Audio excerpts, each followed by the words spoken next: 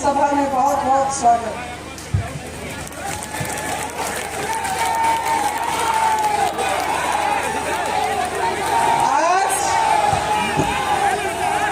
आज चुनाव प्रचार का आखिरी दिन है। सबसे कुछ बातें कर सकती हूँ, उत्तर प्रदेश की जनता को संबोधित कर रही हूँ। इसके बाद आप लोग पोलिंग में जाएंगे, चुनाव में अपना निर्णय लेंगे और एक नई सरकार आपके प्रदेश में बनेगी। 3 साल पहले मेरी पार्टी ने मुझे उत्तर प्रदेश का प्रभारी बनाया। उस समय कुछ बड़े नेता वो मेरे पास आए, अलग अलग से उन्होंने मेरे से बात की। उन्होंने कहा, अरे यहाँ से निकल जाइए, यहाँ उत्तर प्रदेश में कुछ नहीं मिलने वाला, यहाँ क्या करने आई है, यहाँ तो संघर्ष ही संघर्ष है, यहाँ कांग्रेस पार्टी तो है ही नहीं, कुछ नहीं कर पाएंगे, आप नेतृत्व से बात करिए, आपको यहाँ से निकाल के कहीं और भेज दें। मैंने अपने भाई से बात की। जब उन्होंने मुझे प्रभारी बनाया, मैंने उनसे पूछा कि आपके मन में क्या है। मेरे भाई राहुल गांधी जी उस समय कांग्रेस के अध्यक्ष थे। उन्होंने कहा, देखो प्रियंका, तुम उत्तर प्रदेश जाओ, कितना भी संघर्ष हो, तुम काम करना शुरू करो और याद रखो, ये कभी मत भूलो कि तुम्हारा एक ही काम है कि जहां जहां दुख है, जहां जहां पीड़ा है, वहां जाकर जनता के साथ जनता के मुद्दों के लिए कंधा से कंधा मिलाकर जनता के लिए लड़ो।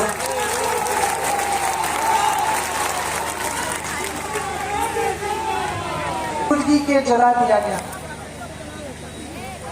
आगे लखीमपुर खेरी में 6 किसानों को एक मंत्री के पुत्र ने अपनी जीप के नीचे कुचल डाला।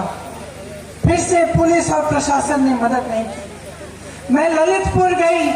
ललितपुर में उस किसान के घर गई जो खाद की लाइन में खड़े खड़े जिसकी मृत्यु हो गई थी। अपना खून दिया इस देश के लिए। उनको गाली देने की हिम्मत नहीं होनी चाहिए अगर कोई कहता है कि वो राष्ट्रवाद है।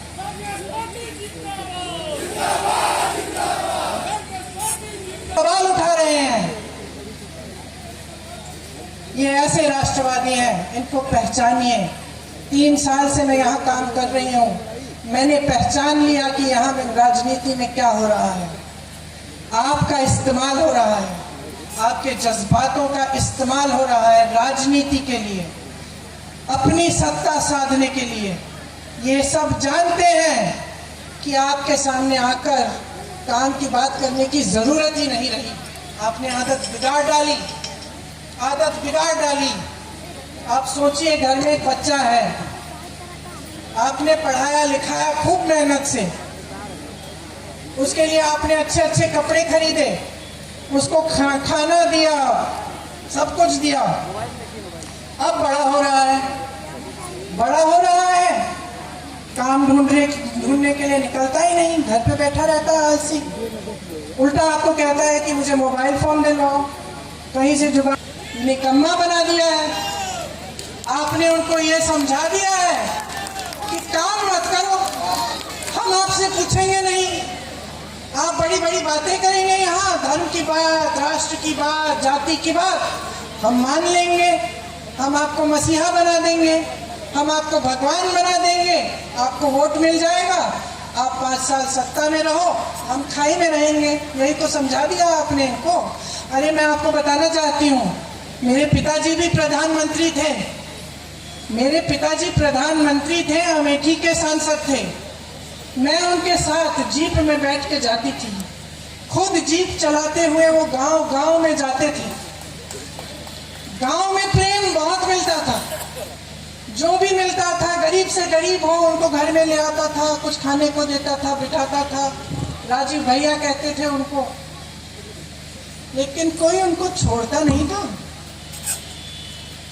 पूछते थे, अच्छा भैया ये सड़क आपने बना तो दी, लेकिन इसमें अब गड्ढे आ गए हैं, आपने बिजली के खंभे तो लगवा दिए, तार कब आएंगे? कि भैया हमारी पाठशाला जो है ये ठीक नहीं है, इसको ठीक कराइए, इसमें तो अध्यापक ही नहीं आ रहे हैं। कभी कभी डांट भी देते थे कि भैया वापस मत आना, अगर ये काम नहीं करोगे तो हम वोट नहीं देंगे तुम्हें। ये परंपरा थी आपके प्रदेश की कि देश का पूछता था और आप उसको डांटते थे। ये थी आपके प्रदेश की परंपरा। आप समझिए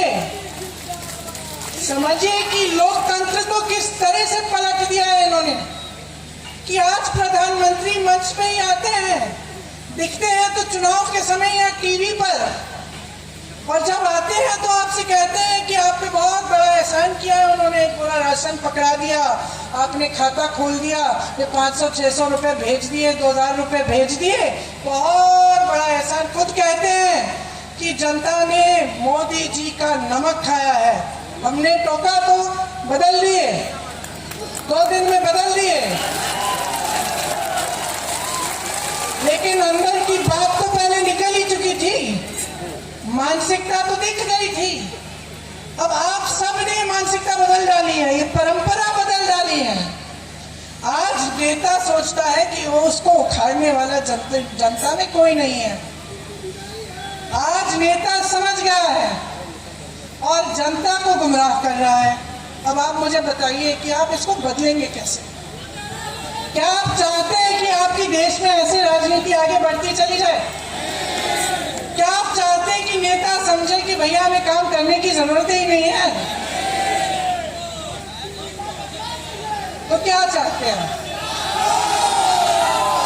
तो बदलाव चाहते हैं, तो बदलाव लाने का हथियार लोकतंत्र ने आपको दिया है कि नहीं दिया?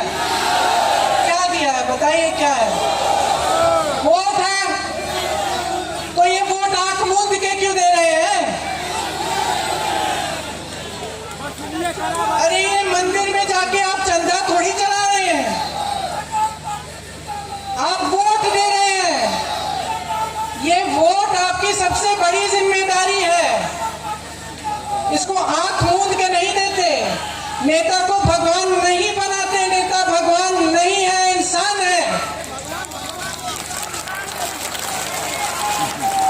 और इंसान को अगर बेलगाम सत्ता दे दो, अगर इंसान को ये बता दो कि तुम्हारी कोई जवाबदेही नहीं है, तो उसकी मानसिकता एकदम खराब हो जाती है। वो समझने लगता है कि सत्ता उसकी है, वो भूल जाता है कि जनता ने दी है, उधार में आई है, उधार में दी है,